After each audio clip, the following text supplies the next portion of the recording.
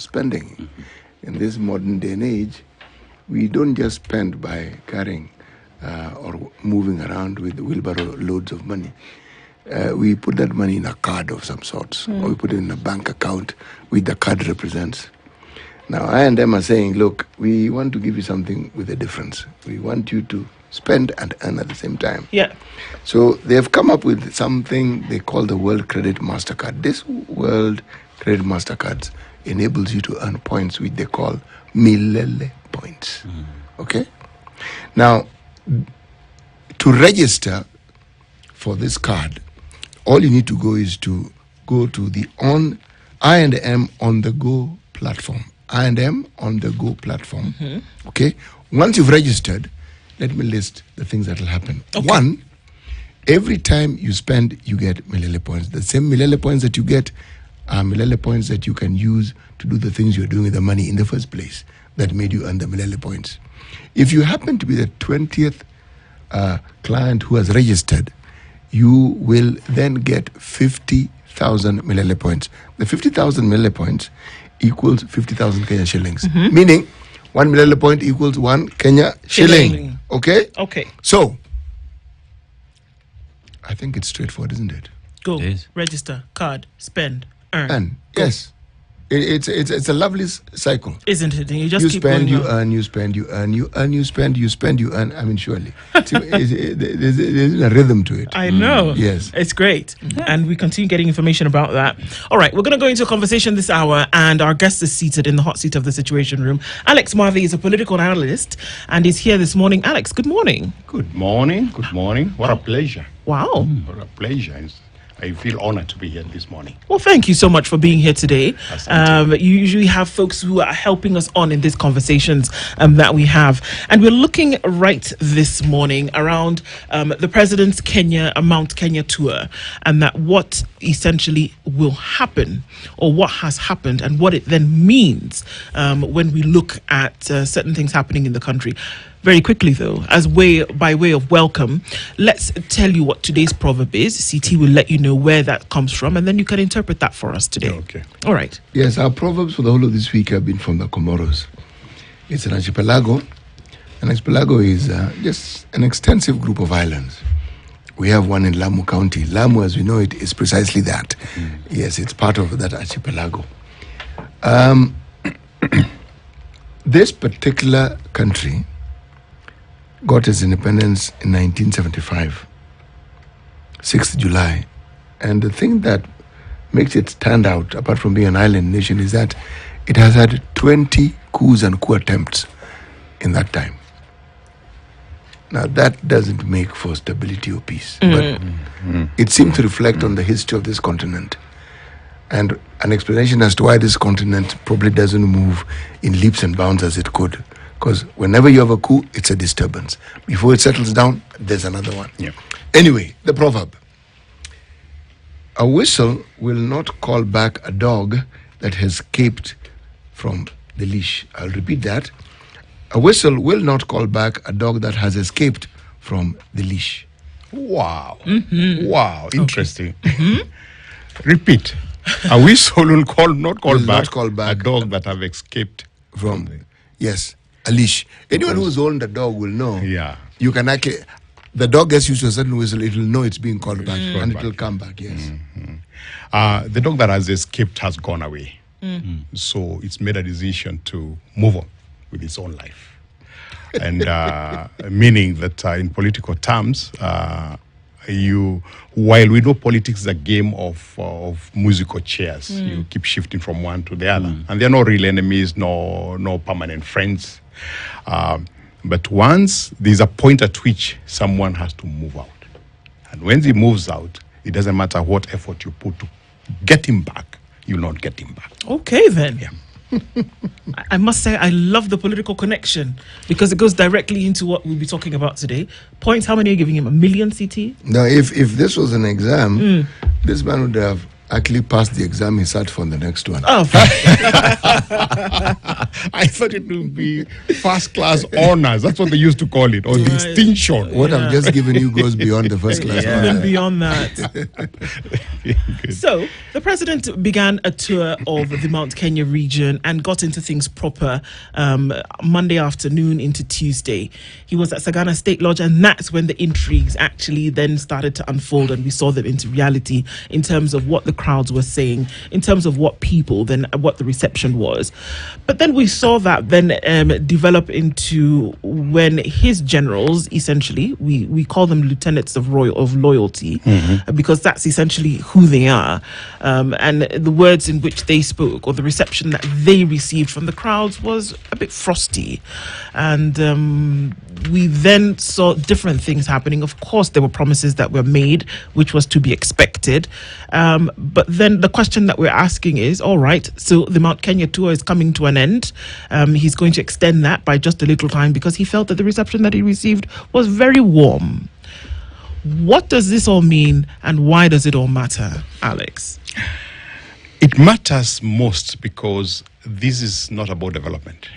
This is about campaigning. This is about election. This is about 2027. And if you remember, in 2022, Ruto got, I think, about 2.9 million votes out of the total, about 40% of his votes from Mount Kenya region. So obviously, it reaches a point when you realize that irrespective of whatever is happening, I need these votes to come back. And that's why he went there to seduce. And let me say this, that the game of politics is about perception, persuasion, and power. So the end game for politics is power. And he has to go there and create perception that he's still acceptable to the mountain, irrespective of the facts that are happening on the ground. Because also politics you also know that politics is a game of deceit. So you create a perception that you're welcome. The sad thing for him was, especially yesterday in Nyandarua, where his lieutenants were heckled and booed. Yeah. So for that must have pulled him back a little bit. But you notice he put a strong face forward, because in politics you don't fear anything. You go in, you claim something, and you don't say what you mean. You don't say what you mean. And you don't mean what you say. So basically, it's to create a perception, and the perception you want to create that he's accepted by the people. And I'll tell you what: in the last 5 years with Uhuru Kenyatta, Ruto visited Mount Kenya region many times, and I will give you a number city. That in Murang'a County, it's estimated he visited 960 times. 900. Yes, 960 times. When? In the last 5 years of his campaign, because for him he's a long-term politician who creates his strategy long term. Who sat down and counted that he has come there are 1, 2, 3, there are people 4 who have done to that. get to 900? But it isn't difficult, really. There are people who have done that. And to an extent that when you heard him saying that barabara itatoka waje, barabara itaenda wapi, he was to do that for Murang'a. He would talk about each and every single village. He went round completely. And that's what endeared the people there. So this mountain visit for him is to start that process again. So loyalty doesn't live beyond the years? He will be back. He will be back. And he will seduce the people of Murima. And in his mind, he thinks they will crack at some point. But Mati, even as the president is making forays into the mountain, trying to seduce those who gave him the votes, but we're also seeing his lieutenants on ground, people you would say are helping bring these votes to him, being booed, being flagged out by the people.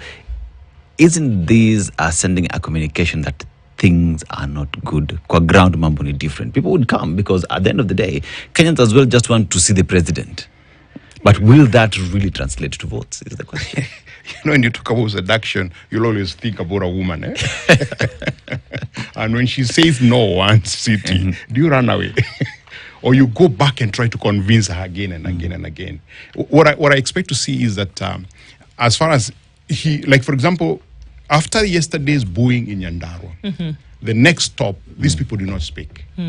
meaning intentionally he pulled them back. It's like pulling, remember, Siti talking about a dog, pulling back your dogs so that now you can be able to be the one visible.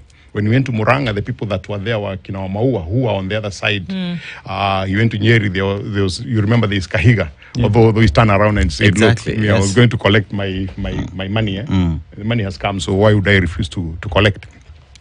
The bottom line is, this sets up his mind on what to do in the next tour. Nothing to do with development, everything to do with 2027, and the idea is to crack again. He is not ignorant to the fact that the so-called Murima, and one of the dangers that we do is to generalize people, that Murima has said no to him. So his job is to try and endear himself to them as time goes by. Do you believe, Alex, that the minds of people have been altered in any way because of this journey or this tour? And I'm talking about the people that he went to see. You obviously have been listening to clips on social media. You've been listening to leaders speak. This first hit has not yet caused any change. To an extent, people are still at the point where they were. You come and bring us food. You had Senator Meadows saying that we're very happy about the 2,000 that you gave. You gave us so that we can listen to the president, not listen to the rest. It's on social media. Are you surprised? No, I'm not surprised. It's just that when you hear it again, you think this is the actuality. You told them the reason people heckled heckled you guys is because you didn't pay for us to listen to you.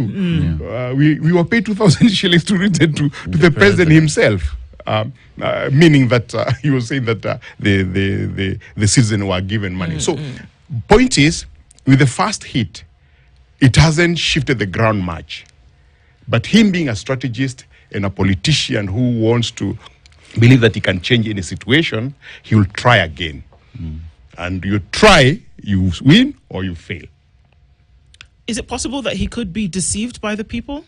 That the people could, you know how it is when somebody's in your space for that minute, you could give them the welcome that whatever it is that you're going to do. But in your heart of hearts, you could be thinking something else. From the point of view of the people, do you think there's loyalty to bring William Ruto back and give him those 2.9, if not more votes again? For him to come to the mountain this time, he didn't need the people's approval. Because it was to wait for people to approve him, people have rejected. And this is based on obvious the leadership, the I don't know whether you watched some clips from was it like Kipians, people being interviewed that we were forced to close our businesses. We went and we listened, and we came back. So there are two sides to this. There is him as an individual who wants to rule a second term. Okay. And he must work towards getting the votes that will take him back to the seat. There is a reality on the ground that the people on the ground are grumbling, both because of the way they think they've been treated and all that. And his job as a politician is to try to change their minds towards that. As to whether you'll succeed, that's a difficult one. But one thing is definite, that I'm sure you've heard this, that people keep saying that one of the things that the people from the mountain hate is to be what you call to be betrayed. That they don't forgive you. Quietly they don't forgive you. But also you must remember that from Murima there is a saying that says a proverb that says that Muganine Rowe, meaning a visitor is a river. Meaning that in the home states, you welcome any visitor. They're just passing through. They're just passing through. You give him some water, give him some food you have, they will go away. Don't fret about it. Don't be emotional about it. Don't think about it. And I think this is the case where I listen a lot of people saying that he came, we listened to him, he's gone. Yeah. We remain where we were from the word go. So meaning that it will take time to turn around the general feeling in the area. Let me ask this question. Is Uhuru Kenyatta still influential in the mountain? That's a good question. I would say no. In terms of people looking at leadership, the so-called Muthegi, he's still the one who holds it. Nobody else has taken it away from him. But he didn't do, the perception is that he didn't do very well for the mountain. And unfortunately, human beings work in a way where if you are not my friend, I must create, if you're going to be my friend and you have an enemy, then your enemy becomes my enemy. Meaning that now that this guy that we were all holding on to have come up and we don't think that he's doing what he's supposed to be, where do we look at? And that's why you've seen a lot of going back to Uhuru Kenyatta and people wanting him to be able to comment, to give a guidance of the way forward. So it's a catch-22. So he's not completely... He's not completely gone. And influential. Yes, not completely. Because if people keep going to him, then it implies there's something they believe he can do. Yes, and they will only listen to him if they have no alternative. Like when they were, if you ask me, ditched from this other side, they were left with, who do we turn to? Right. Of course, Gachagua was there, but this guy had more influence, so they turn towards him. If they get alternative, then you not. So let me ask the question then: how influential is Gachagua? A good question. He was available when there was a fallout. He was available when Mount Kenya people were falling apart from the government. So he became, a post to hold on to. But if you ask deeply, there's no alternative as of now. And that's the problem of Mount Kenya. So are you saying that the immediate former deputy president is not an alternative? Even by law. The law won't allow him. The law won't allow him. No, the law in terms of influencing, yeah? Yes, the law cannot prevent you from being influential. Influential, yes. The unfortunate thing that has happened is that there hasn't been a clear alternative to William Ruto in central Kenya, in Mount Kenya region. And election being in 2 years' time looks like a very short time to be able to do anything to create an alternative. So let me ask my final question along this, the chain that I followed of asking questions. Is it possible for the mountain to vote for Raila Odinga? That's a good question. Very good question. Yes. If he can get Mountain to sell him, yes, he'll be an alternative. And I want to take you back to 1992. When, if you remember when the election happened, and Joseph Kamodo said that that if a dog vied against Kanu, the people would elect the dog. That's the position that we don't want you. But 2 years is a long time, to be able for him to be able to try and do something. Alex, you've said something that I need to then take a few steps back and ask, is that you said that when the people of the mountain fell apart from the government, that it was Rigathi Gachagua who essentially was the stitch that brought things back together. On what premise did the people of the mountain fall apart from the government? What happened that was going to be the straw that broke the camel's back? There was, because you've been journalists, there's been a lot of, during the campaign, there was a lot of promises that were made.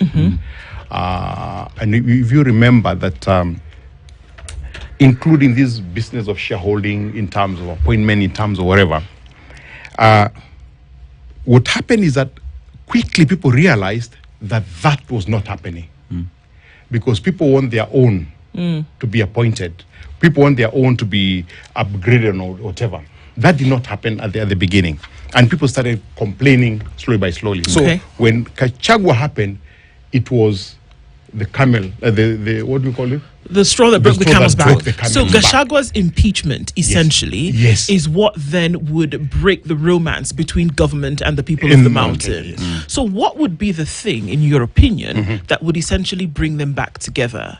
A visit to is a visit to the region enough to come back and say, actually, I am still in the position? So is this tour enough, essentially, to have the mountain and the government make up? One tour will not be enough. Because the Mount Kenya people would want to see, just like everybody else in this country, would like to see an influence of the government in changing their lives. That's not happening. Okay. And they have pertinent issues that they have been talking about. They've been talking about their tea farmers, their coffee farmers. They need to see a real change in that. So if this visit is only about rhetoric, it will not happen again. Because remember during the campaign, Ruto had the government of the day, Uhuru Kenyatta, that he used to castigate in terms of not doing A, B, C, D, that I'm coming and do. Now people are saying, hey, hold on, you're the one in power. You can't blame anybody else. What are you going to do about it? So the only thing that can change the people's minds is if they see action to the things that they've been complaining about. And they're there. So it doesn't matter who it is. It doesn't matter who it is. Yeah. Okay. All right. Yeah. So we have the presence of former President Uhuru Kenyatta. We have the immediate former Deputy President Rigathi Gachagua and the current Deputy President Kithure Kindiki, who is being peddled to be the spokesperson of the mountain, or the person who's holding the mantle and should have that needle to stitch the mountain back together. His presence in this government, does it have any effect to the support of the people of the mountain to the president? No, it has not. Doesn't have. It's an obvious thing that this is an appointed person picked from wherever and propped up as a spokesman for the. You remember, for Dr. Ruto to be able to be president of the Republic of Kenya, he did a lot of groundwork over many years. Now, you don't become a leader of an area just by being propped up. And that was the question that Ndo was asking me that, about Gachagua. He was also propped up. He didn't do any groundwork to become a leader. He was propped up.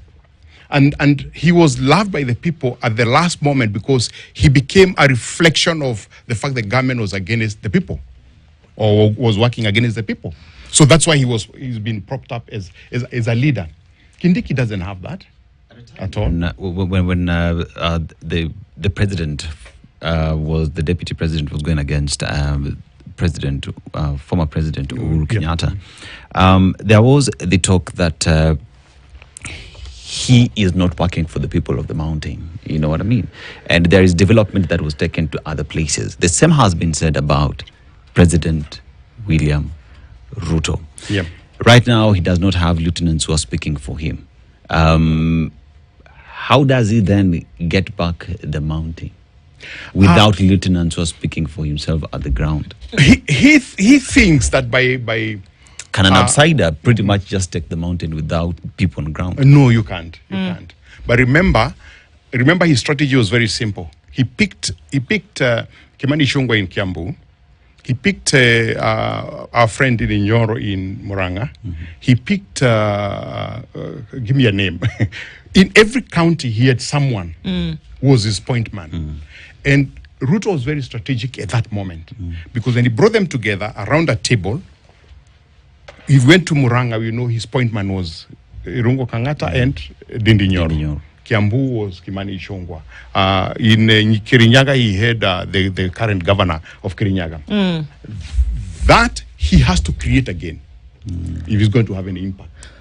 That he has to create again. And that's why he's trying to prop up and see whether he can create Kindiki to be the one that will create a team that works for him. Let's take a break, but I want to ask you a question before we do that. And this mountain phenomena that we've been talking about for the longest time, we're looking at a numbers issue here. Yes. And then we're connecting that numbers issue to the fact that the people of the mountain, surprise, surprise, just want what everybody else in Kenya wants. It is not different. It is not magical. It is not mysterious. People want development brought to their doorstep. People want the things that you said you were going to do as a government done for them. They're not any more special because they come from around the mountain. Or are we saying that it is different? People it doesn't matter who you are, just do it and do it right. It would be better if you were from us, but if you're not, it's okay. Just do the things that you're supposed to do for us. Exactly. And that's why they voted for Ruto in 2022. But you must remember one phenomenon that has happened in this country. When you go to Nyanza and you want to talk to Nyanza, you've got to talk to Raila Odinga. No question. If you want to go to Lower Eastern, you have to talk to Kalonzo Musyoka. When you go to Western, of course, that now has become very tricky. There are a number of them it has become very tricky. Because a truly democratic region. Yes, the Western region. Where they are I don't think Otuori doesn't seem to have He has the mouth and the whatever, but doesn't have the influence on the ground. But you have Wetangula, you have Musalia Mudavadi. You can't ignore them. And then now you have a new kid on the block, Natembea. You've got to talk to them so that you can be able to do that. When you come to Murima, there is no one really right now. Yes, right now. And perhaps that could no be one the really. issue. And that's why Gachagua is coming, having fallen out, and said that I fell out with him because I fought my people for my people. So my people support me. Then there's Uhuru who has the Movegi. He still has the leadership staff for lack of better words, for the Kikuyu fraternity. He still has that Movegi. So, but there's no one that seems to have that power to be able to move people together into a certain direction. And that's why he's trying his own to come in. I want us to delve into that when we come after the break. We shall delve properly. It is now 27 minutes to 8 o'clock, having a conversation around the president's Mount Kenya tour, what it means. We'll do some delving when we come back.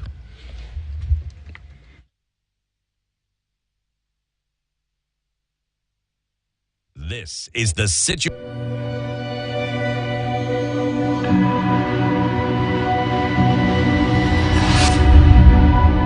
People come to me and they say they get discomfort when they have ice cream. Can you imagine that? Avoiding having cold ice cream. Sensodyne gives you long-lasting protections against sensitivity. And people come in and they're like, oh, it works. I can have ice cream and I'm not in any discomfort. I recommend Sensodyne because it works. It's brilliant.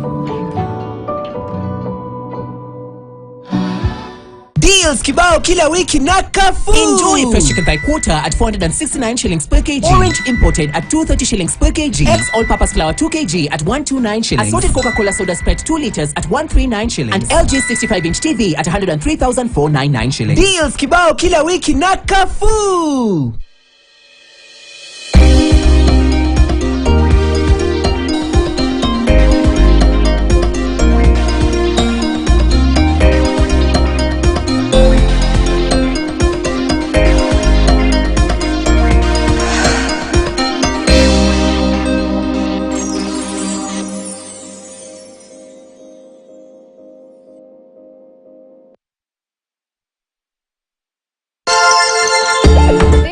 Episode of Club Kiboko. The capital of China, Beijing. Beijing, my favorite city!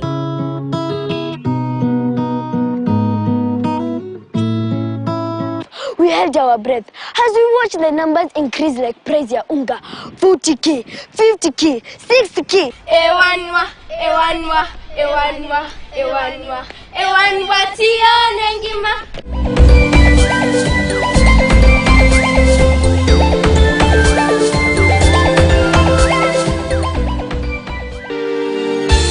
Join us each week for music and the spoken word, featuring the Tabernacle Choir at Temple Square, the longest-running continuous weekly network broadcasting the world, celebrating over 93 years on air. Each episode features modern and traditional arrangements of spiritual, patriotic, classical and contemporary music, and a timely, inspiring message. Truly an uplifting, rejuvenating experience that will have you returning to each week. Music and the spoken word with the Tabernacle Choir.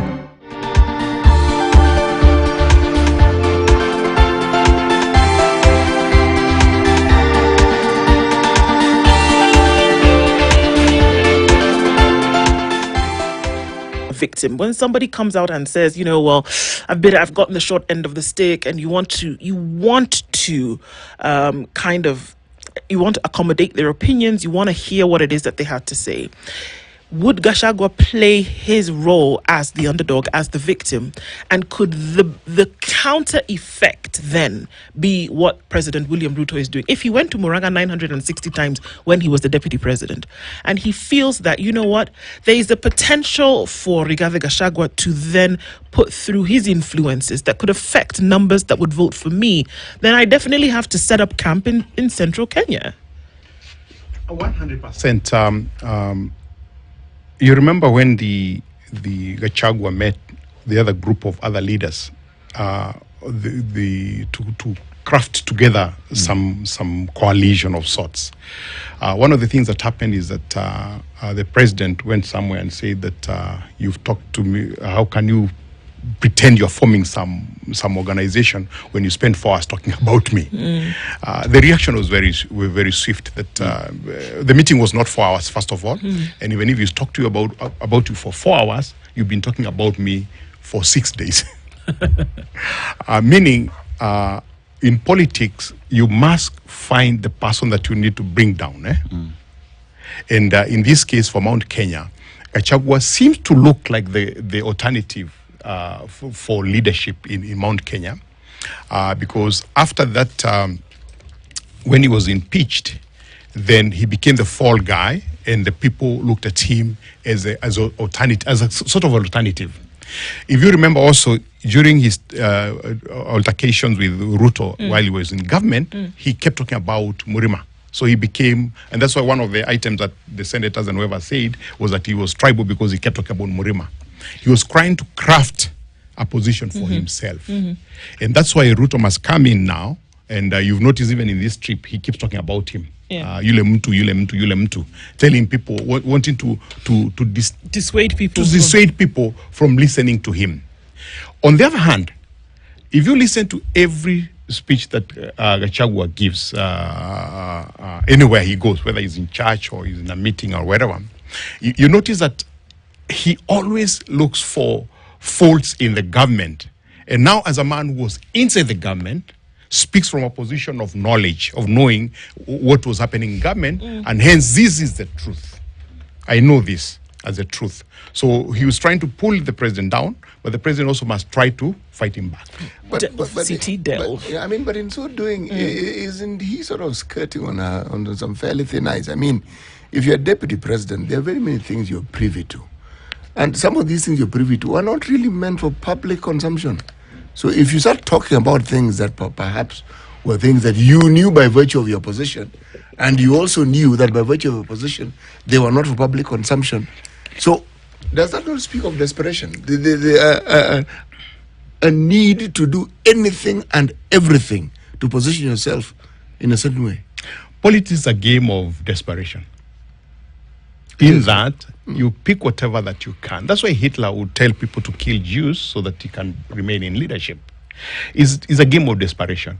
And when you don't have a point to make, then you make desperate moves. He's being careful in terms of the information that he lets out. But if he goes on, of course, it's a very thin ice. He will let out information that was not meant to be let out. But what do people want? Because masses only listen and believe whatever they hear. Perception is reality for them. You're saying the masses don't analyze what they hear? Yes, masses don't. Masses don't. Masses don't. Let's talk about... Can I give you an example? Okay. The masses were told we'll do what you call affordable housing. What do they do? Hey! Did they though? Yes, during the campaign. Yes. Yes. Okay, so I hear what you're saying. Yes. In that moment, when these declarations are being made, the crowds of people who are listening to these promises, excited. at that point, they're not taking it apart and saying, how is this going to happen? Thank you. They're just saying, oh, this is fantastic. You see a house in a row of other houses and you think one of those will be mine. Will be mine. And that's why I say that politics is a game of perception. Using that perception to persuade. And when you persuade people, then you get power. So it's 3 steps. So, Alex, it's been said one of the reasons why the mountain finds itself in a difficult position right now is because even the former deputy president, Gachagua, said, we got into this union without a vehicle that is predominantly from the mountain. We got into this union without a political party. And he's mentioned in various communications that he will announce a new political vehicle for the mountain and whatnot. Will that change anything as we get towards 2027? Does the people of the mountain say this is our vehicle that we want to go with as we move forward? So anyone who's coming to the mountain must find how they will speak with this vehicle that is predominantly ours. In talking about a vehicle, remember what he's trying to do. He's trying to do what I've mentioned a little bit earlier, that when you go to Nyanza, you know, is ODM. When you go to Western Kenya, now ANC is gone, right? Wow.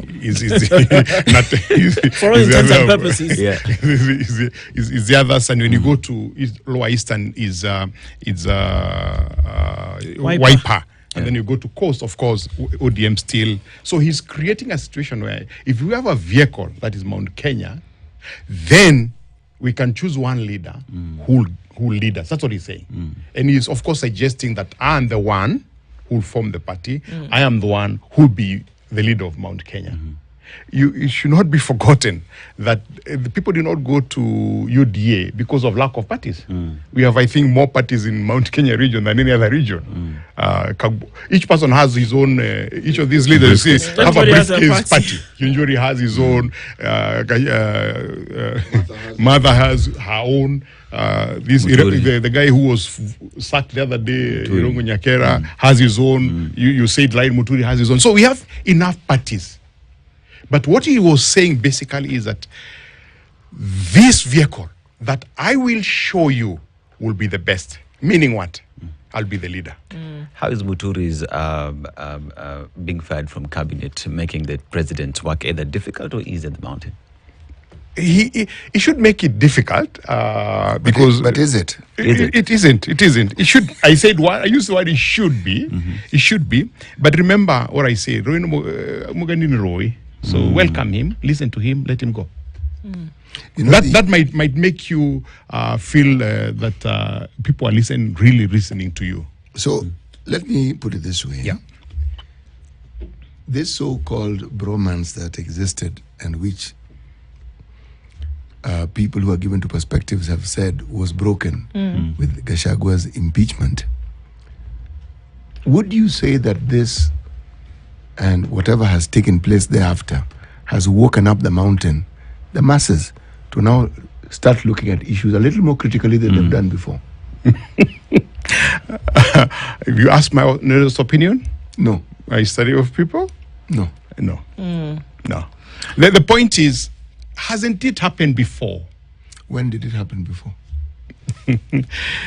In 2007. There was an election. Yes. And Ruto was on the other side. Yes, he was. And the mountain was on this side. Yes. And there was a whole lot of fighting. And you remember the reports that came through about the atrocities that were done under his watch. Yes.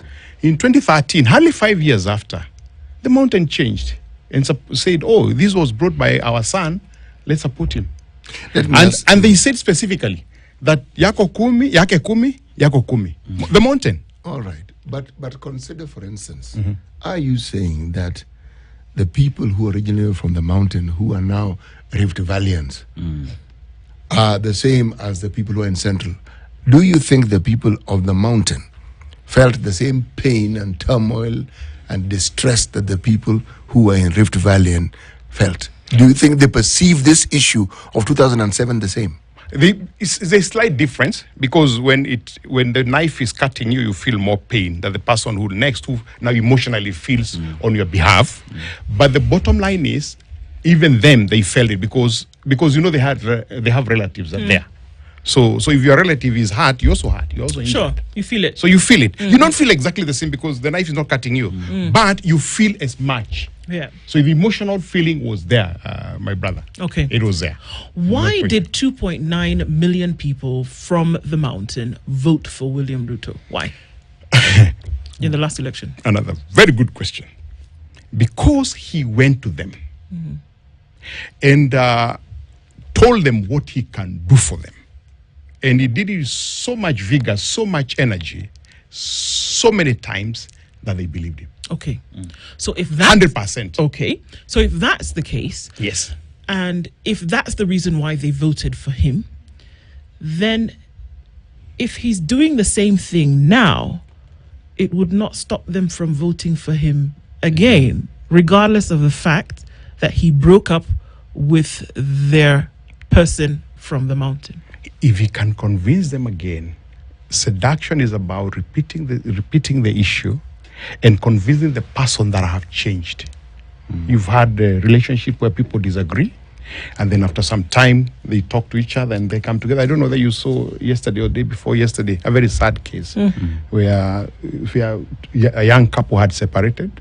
Somehow they agreed, and the first night together again, some very dangerous thing happened. The girl was killed. The bottom line is the art of seduction is so that you keep convincing people of the things that you think they will listen and they will hear you, that you can do them. Okay. He was convincing then. Because he took a narrative, this so-called hustler narrative, and pretended to be one of them in terms of being a hustler. Because a hustler is somebody who is struggling to make ends meet. Yes. When you're a billionaire, then you're not a hustler, really, because you already made it. But he was able to create a story where he came to their level and agreed with them. And they believed him. Okay. If he can do that again, on another note in the next 2 years, we'll sit here and I'll tell you they'll vote for him. They'll vote for him. So Yes. the last question in this series of questions. So is there unification then at the mountain on this thing that you're saying? Is everybody thinking along those lines? Or are they divided whereby there is you coming to us to tell us what you will do politically and why we should give you our vote again in 2027, or actually you coming but we still feel rather slighted because you broke up with our person? Is there unification or is there division from a mountain point The of view? mountain people are not the one who welcomed him. They are not the ones who told him to come. So they are not thinking about what you're thinking. He's come. We want to hear what he's saying. He's the visitor. He's a visitor. He's the river. He's the one who comes. A visitor is one who comes with news. So who he's has coming with the problems news. then? Who has the problems that are being amplified to the point whereby you would think there's division or you would think that there is no welcome? Because if you're saying that the people generally don't have an issue, then the people who may be bringing any kind of dissent are in the minority. Please, I didn't say that the people are not in disagreement. I didn't say that. In this area, people have been talking, have been saying it publicly that we don't want him. Yeah. He is the president of the Republic of Kenya and has a right to go everywhere. So by his coming is not an invitation. After we know each other, City, I will invite you to my house so that you can have a cup of tea, right? It's different from you come into my house and say, I would like to have a cup of coffee here. It's different. So totally different. They didn't agree for him to come. No. He went there because he's the president. He is responsible for that part of the country.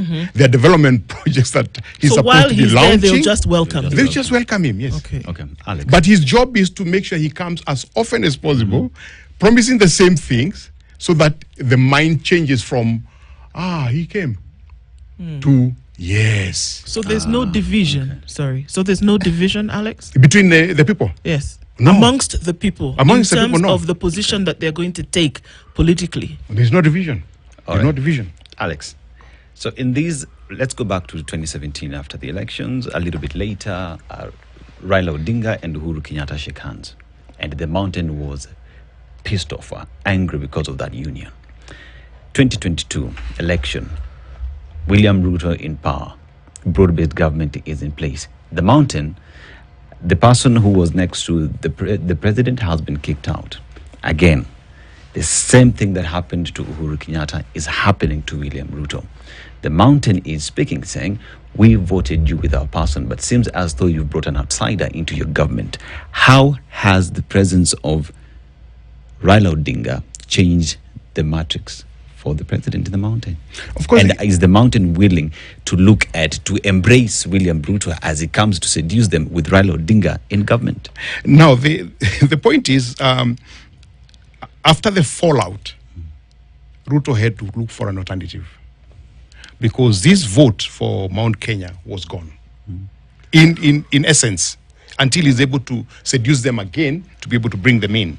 So once that is done, that's why Raila becomes a useful tool for him, because then he gains Nyanza. But I'm sure somebody has told you, no. You can't leave the first wife. Go back and try to seduce her back into the relationship. Of course, it doesn't now go well for him in terms of, because it looks like, and especially the things that are happening, and people like, we think it's only Kenya that is tribalism. You know, tribalism is worldwide. It is. It's worldwide. What I wonder is why people insist that tribalism is a bad thing. That's what I keep wondering.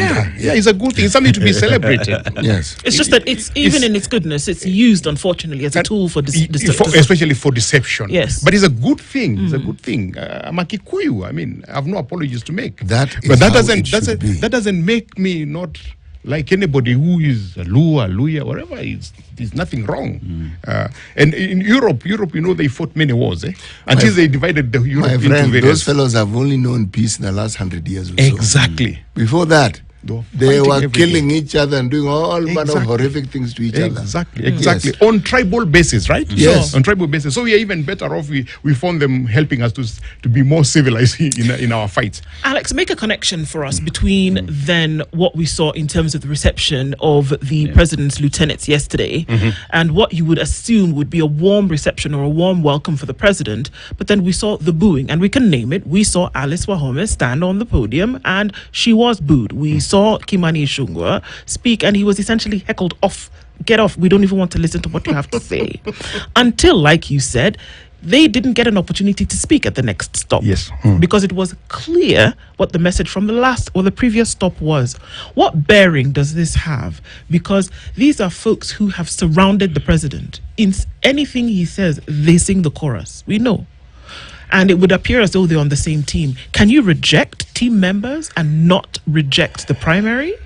Remember, and this is critical for you to remember, and even our listeners to remember, the fact that Ruto is a visitor. So visitors can be listened to. It's a general thinking, it's a general psyche that you don't fight visitors, you don't throw away visitors, you welcome them. These are our own children who have gone against us. It doesn't matter where the visitor is coming from what position. He's a visitor, he will come, we listen to him, he will go. You notice that even in those meetings, the normal ululation and jubilation is not there anymore. People are just listening to him and let it go, except the few people who are in the front, and you know the stories that are going on about the 1,000 border guys and all that. But the general crowd, if you've been watching, they're not ululating or in jubilation. So the visitor they are welcoming.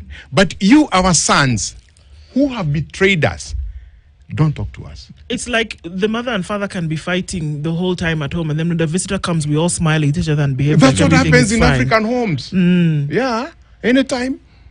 Isn't that what happens?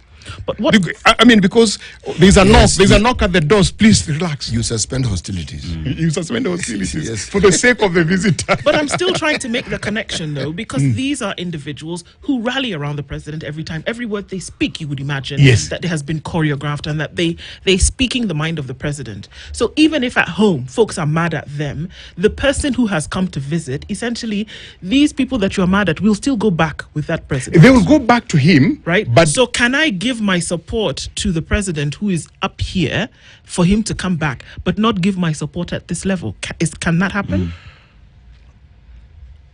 I want to define this. Okay. The fact that you are listening to a visitor does not mean you are agreeing with him. You're being polite. You are being polite is a word. But you from home, don't tell me because I can't be polite with you, shut up. You guys shut up. Let him tell us what he wants to tell us. Si ataenda. Because a visitor is like a river. He'll move on to the next level. But you from home, what are you telling us? You're with us all the time. We've told you we're not going to listen to you. So what you remember Sabina Chege saying in Parliament that they can't even go home. They were asking for permission that people can allow them to go home. That's the point. Now that you come to the president, we don't want to listen to you. But we want to listen to the Mugeni and what he's telling us. So, and he might bring us something that will be useful for us. So while listening to the Mugeni, but flanking our very own, what does that mean to the formation of the next crop of people who the president must find to support them, because the current crop of leaders have been rejected at home? And that's the point. Him being strategic, I expect him after this visit to sit back on the drawing board and decide how to attack the next one. I can tell you this is not the last one. he will be back in the mountain before the end of this year.